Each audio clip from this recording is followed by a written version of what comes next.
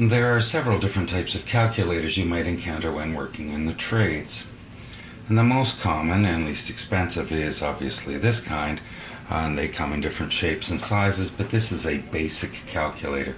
And you can tell a basic calculator because it has the numbers and adding, subtracting, dividing, and multiplying, and maybe some memory keys, but that's about it. What does a basic calculator do? It does addition, subtraction, multiplication, division, percent, square root. But what it doesn't do is fractions, exponents, trigonometry, or order of operations. Now, basic calculators are easy and they're useful for basic calculations. But you still might need a pencil and a piece of paper to work through the steps for many calculations, especially with fractions. So another kind of calculator you might find is a scientific calculator. And there are all kinds of different scientific calculators, and certainly there's variation between them. They have a lot of functions. This particular one, I think, has 144 different functions. Some of them have more. You can tell a scientific calculator because it will have buttons for sine, cosine, and tangent, amongst other things.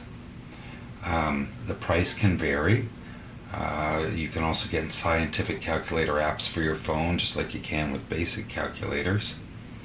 It does basic operations, all the same stuff that a basic calculator does, but it also does often fractions and exponents and trigonometry and much more. And they're a little bit harder to use, but what you do is you just learn how to use the functions that you're going to use, right? Because there are just so many. And scientific calculators do make calculations following the correct order of operations. So they don't actually calculate until you hit equals. So they will follow the correct order of operations. Now, a third type of calculator that you might find in the trades is a trades calculator.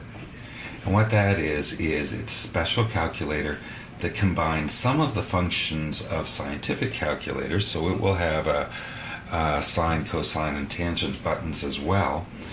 But these are also combined with specific functions for trades. And you can find general trades calculators. You can also find some for some specific trades, like pipe trades, for example, have specific calculators.